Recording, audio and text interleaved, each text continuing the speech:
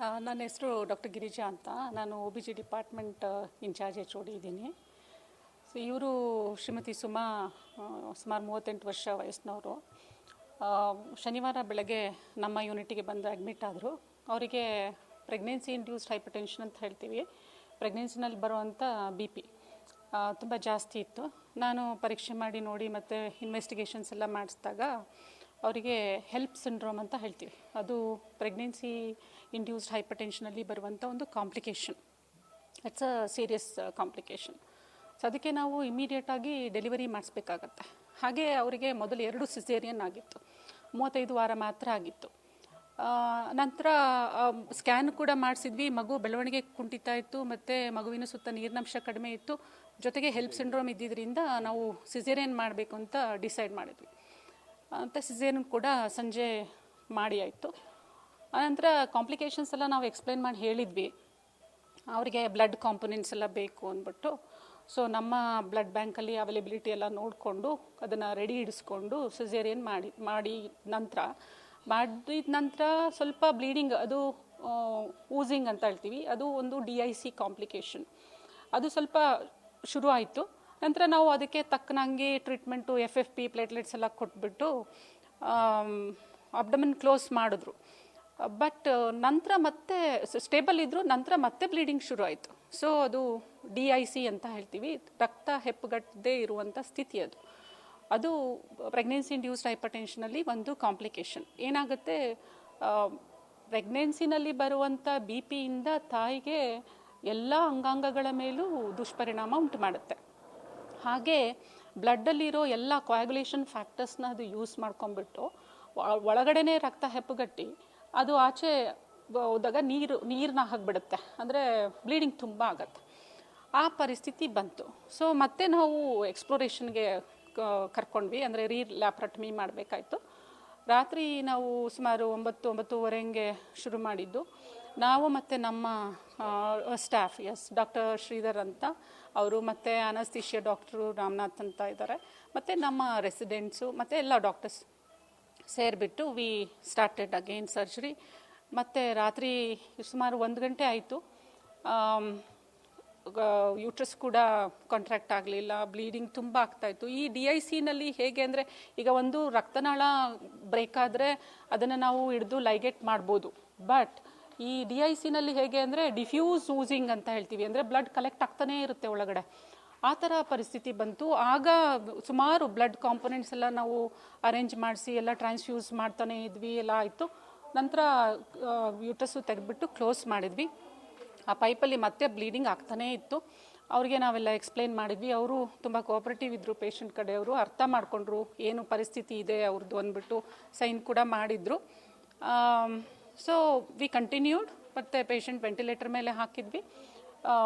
Blood components ಅಂತ ಹೇಳ್ತೀವಿ, PRBC, FFP platelets ಎಲ್ಲ ಕೊಡ್ತಾ ಇದ್ವಿ. ಬಟ್ ಬ್ಲೀಡಿಂಗ್ ಕಂಟಿನ್ಯೂ ಆಗ್ತಾಯಿತ್ತು. ಈ ಒಂದು ಸ್ಥಿತಿನಲ್ಲಿ ಏನಂದರೆ ಫ್ಯಾಕ್ಟರ್ 7 ಅಂತ ಸಿಗುತ್ತೆ. ಆ ಫ್ಯಾಕ್ಟರ್ 7 ಎಲ್ಲ ಕಡೆ ಇರೋಲ್ಲ, ನಮ್ಮಲ್ಲೂ ಇಲ್ಲ. ಸೊ ಅದು ಸಿಕ್ಕರೆ, ಅದನ್ನು ಕೊಟ್ಟರೆ ಯೂಶ್ವಲಿ ಬ್ಲೀಡಿಂಗ್ ಸ್ಟಾಪ್ ಆಗುತ್ತೆ. ಸೊ ಆ ಕಾರಣ ನಾವೇನು ಹೇಳಿದ್ವಿ, ಅದು JSSಲ್ಲಿ ಸಿಗ್ಬೋದು, ಅದು ಕಾಸ್ಟ್ಲಿ ಕೂಡ. ಅದನ್ನು ಹೇಳಿದ್ವಿ. ಅವರು ಟ್ರೈ ಮಾಡ್ತೀವಿ ಮೇಡಮ್ ನಾವು ತರಿಸ್ಲಿಕ್ಕೆ ಅಂತ ಹೇಳಿದ್ರು. ಬಟ್ ಅಲ್ಲಿ ಕಷ್ಟ ಆಯಿತು ಅನಿಸುತ್ತೆ. ಆಮೇಲೆ ಕ್ರಯೋಪ್ರೆಸಿಪಿಟೇಟ್ ಅಂತ ಇನ್ನೊಂದು ಬ್ಲಡ್ ಕಾಂಪೊನೆಂಟ್, ಅದು ಕೂಡ ಕೊಟ್ಟರೆ ಒಳ್ಳೇದು. ಅದಕ್ಕೆ ಪರ್ಯಾಯವಾಗಿ ಕ್ರಯೋಪ್ರೆಸಿಪಿಟೇಟು ಇದರಲ್ಲಿ ಆದಿಚುಂಚನಗಿರಿ ಹಾಸ್ಪಿಟ್ಲಲ್ಲಿ ಸಿಗುತ್ತೆ ಅಂತ ನಮಗೆ ಮಾಹಿತಿ ಇತ್ತು. ಪ್ರೀವಿಯಸ್ ಯಾವುದೋ ಒಂದು ಪೇಷಂಟ್ಗೆಲ್ಲ ಹಾಗೆ ಅರೇಂಜ್ ಮಾಡಿದ್ದು. ಸೊ ಹಾಗಾಗಿ ಅವರು ಅಲ್ಲಿ ಕಮ್ಯುನಿಕೇಟ್ ಮಾಡಿಕೊಂಡು ಡಾಕ್ಟರ್ಸ್ ಎಲ್ಲರ ಸಹಾಯದಿಂದ ಆಯಿತು ಇದು. ಸೊ ಅವರು ದೇ ಕುಡ್ ಅರೇಂಜ್ 5 ಕ್ರಯೋಪ್ರೆಸಿಪಿಟೇಟ್. ಅದನ್ನು ತಂದರು. ನಂತರ ಅದು ಕೊಟ್ಟಿದ ಮೇಲೆ ಶಿ ಸ್ಟಾಪ್ಡ್ ಬ್ಲೀಡಿಂಗ್. ಆಮೇಲೆ ನೆಕ್ಸ್ಟು ಒಂದು 12 to 14 hours ಆದಮೇಲೆ ವೆಂಟಿಲೇಟರಿಂದ ತೆಗೆದ್ವಿ. ನಾವು she is doing well. Mostly ಇದು ಒಂಥರ ಅಪರೂಪದ ಪ್ರಕರಣ ಅಂತ ಹೇಳ್ಬೋದಲ್ಲ ನಾವು. ಈ ಥರ ಇನ್ಸಿಡೆಂಟ್ಗಳು ಅಂದರೆ ಈ ಥರ 100ರಲ್ಲಿ ಪ್ರಕರಣದಲ್ಲೆಲ್ಲ ಒಂದು 2-3 ಇರ್ತವೆ. ಹೌದೌದು, ಅಪರೂಪವೇ. ಅಂದರೆ ಪ್ರೆಗ್ನೆನ್ಸಿ ಇಂಡ್ಯೂಸ್ಡ್ ಹೈಪರ್ಟೆನ್ಷನಲ್ಲಿ ಸುಮಾರಷ್ಟು ಕಾಂಪ್ಲಿಕೇಶನ್ಸ್ ಆಗುತ್ತೆ. ಅದರಲ್ಲಿ ಈ ಥರ ಕಾಂಪ್ಲಿಕೇಶನ್ನು ಕೂಡ ಒಂದು ಇಟ್ ಇಸ್ ನೋನ್. ಬಟ್ DICಗೆಲ್ಲ ಹೋಗಿ ಇಷ್ಟೊಂದು ಬ್ಲೀಡಿಂಗ್ ಅಂದರೆ ನಾನು ಹೇಳ್ತೀನಿ, ಎಷ್ಟು ಬ್ಲೀಡಿಂಗ್ ಆಯಿತು ಅಂತಂದರೆ ಇಡೀ ದೇಹದ ಬ್ಲಡ್ಡೇ ಹೋಗಿತ್ತು ಅಂತ ಹೇಳ್ಬೋದು. ನಾವು ಏನು ಬ್ಲಡ್ ಲಾಸ್ ಆದಾಗ ಎಸ್ಟಿಮೇಟೆಡ್ ಬ್ಲಡ್ ಲಾಸ್ ಅಂತ ನೋಡ್ತೀವಿ, ಎಸ್ಟಿಮೇಟ್ ಮಾಡ್ತೀವಿ ಎಷ್ಟು ಬ್ಲಡ್ ಲಾಸ್ ಆಗಿದೆ ಅಂತ. ಹಾಗೆ ನೋಡುವಾಗ ಆಲ್ಮೋಸ್ಟ್ 4.5 to 5 ಲೀಟರ್ಸ್ ಬ್ಲಡ್ ಲಾಸೇ ಆಗಿತ್ತು. ತುಂಬಾ ಬ್ಲಡ್ ಲಾಸ್ ಆಯಿತು. ಇಮಿಡಿಯೇಟ್ಲಿ ನಾವು ಏನು ಅದನ್ನು ರೀಪ್ಲೇಸ್ ಮಾಡ್ತಾ ಇದ್ದ ಕಾರಣ ಲೈಕ್ ಎಲ್ಲ ಮೇಂಟೈನ್ ಆಯಿತು. ಸೊ ಎಲ್ಲರ ಎಫರ್ಟ್ಸಿಂದ ತಾಯಿ ಜೀವ ಉಳಿತು. ಈ ಥರದ್ದು ಸುಮಾರು ಮಾಡ್ತಾ ಇರ್ತೀವಿ ಸರ್ ನಾವು, ಸುಮಾರು ಟ್ರೀಟ್ಮೆಂಟ್ ಎಲ್ಲ ಕೊಡ್ತಾ ಇರ್ತೀವಿ, ಸುಮಾರು ಜೀವಗಳು ಉಳಿಯುತ್ತೆ, ಹೋಗ್ತಾರೆ. ಬಟ್ ಅನ್ಫಾರ್ಚುನೇಟ್ಲಿ ಒಂದೊಂದು ಕೇಸಸ್ಸಲ್ಲಿ ನಮ್ಮ ಪ್ರಯತ್ನದ ಇದು ಆಗಿನೂ ಕೂಡ ಕೆಲವು ಸರಿ ಏನೋ ಅನ್ಫಾರ್ಚುನೇಟ್ ಇವೆಂಟ್ಸ್ ಆಗುತ್ತೆ. ಲೈಕ್ ಪೋಸ್ಟ್ ಪಾರ್ಟಮ್ ಕೊಲ್ಯಾಪ್ಸ್ ಅಂತ ಹೇಳ್ತೀವಿ, ಅಂದರೆ ಆಮ್ನಿಯೋಟಿಕ್ ಫ್ಲೂಯಿಡ್ ಎಂಬಾಲಿಸಮ್ ಅಂತ ಒಂದು ಕಂಡೀಷನ್ ಇದೆ.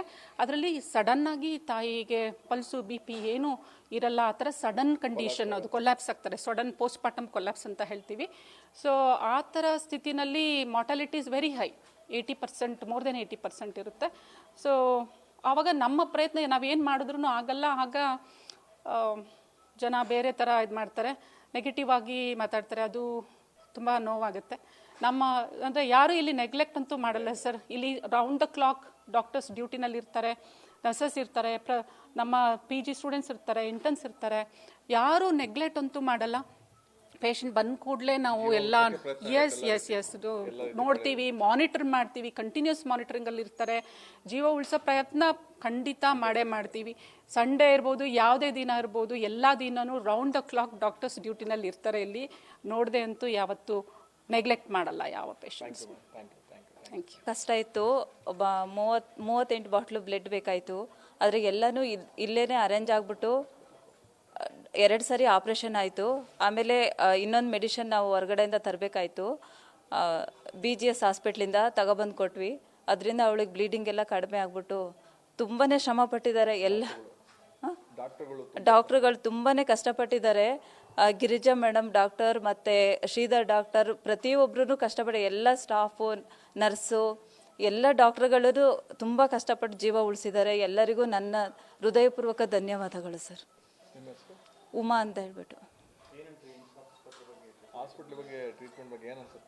ತುಂಬಾ ಖುಷಿ ಆಯಿತು. ಎಲ್ಲರೂ ಗೌರ್ಮೆಂಟ್ ಹಾಸ್ಪಿಟ್ಲ್ ಹಂಗೆ ಹಿಂಗೆ ಕೇರ್ ತಗೊಳ್ಳಲ್ಲ ಅಂತ ಹೇಳ್ತಾರೆ, ಆದರೆ ಹೋದ ಜೀವನ ಮತ್ತೆ ಪುನರ್ಜನ್ಮ ಪಡ್ಕೊಂಡು ಬಂದ್ಲವಳು. ಹೌದು, ಡಾಕ್ಟರ್ ಅಷ್ಟು ಕಷ್ಟಪಡಲಿಲ್ಲ, ರಾತ್ರಿ ಎಲ್ಲನೂ ಅವಳ ಜೀವ ಉಳ್ಸೋಕ್ಕಾಗಿ ಹೋರಾಡ್ಬಿಟ್ರು. ಇವಾಗ ಪಾಪನೂ ಚೆನ್ನಾಗಿದೆ, ಅವಳು ಆರೋಗ್ಯ ಚೇತರಿಸ್ಕೊತಾ ಇದ್ದಾಳೆ, ಸ್ವಲ್ಪ ತಿರುಗಾಡದ್ಲು, ಚೆನ್ನಾಗಿದ್ದಾಳೆ. ನಮ್ಮ ಅಕ್ಕ ಅಂಗನವಾಡಿ ಟೀಚರು, ನಮ್ಮ ಭಾವ ಗ್ರಾಮ ಸಹಾಯಕ. ಎಷ್ಟು ಅಮೌಂಟಿಗೆಲ್ಲ ತುಂಬಾ ಕಷ್ಟಪಡ್ತಾ ಇದ್ವಿ, ಆದರೆ ಇಲ್ಲಿ ಎಲ್ಲನೂ ಫ್ರೀಯಾಗಿ ಸಿಕ್ತು ನಮಗೆ. ತುಂಬಾ ಧನ್ಯವಾದಗಳು ಡಾಕ್ಟರ್. ಉಮಾ. ಹಿಮ್ಸ್ ಹಾಸ್ಪಿಟ್ಲ್ ಸಿಬ್ಬಂದಿಗಳಿಗೆ, ಡಾಕ್ಟರ್ಸ್ಗೆ, ನರ್ಸಿಗೆ, ಆಂಬುಲೆನ್ಸ್ ಡ್ರೈವರ್ಗೆ, ಪ್ರತಿಯೊಬ್ಬರಿಗೂ ನಮ್ಮ ಕುಟುಂಬದ ಕಡೆಯಿಂದ ನಾನು ಕೃತಜ್ಞತೆ ಸಲ್ಲಿಸ್ತೇನೆ. ಯಾರು ಗೌರ್ಮೆಂಟ್ ಹಾಸ್ಪಿಟ್ಲ್ ಬಗ್ಗೆ ಕೆಟ್ಟದಾಗಿ ತಿಳ್ಕೊಬೇಡಿ. ಒಂದು ಜೀವ ಉಳಿಸೋದಕ್ಕೆ ತುಂಬ ಕಷ್ಟಪಡ್ತಾರೆ, ಹಗಲು ರಾತ್ರಿ ಅಂದೇ ನೋಡ್ದೇ ಕಷ್ಟಪಡ್ತಾರೆ. ಅವರಿಗೆಲ್ಲರಿಗೂ ನನ್ನ ಹೃದಯಪೂರ್ವಕ ಧನ್ಯವಾದ, ಕೃತಜ್ಞತೆ ಹೇಳ್ತೇನೆ.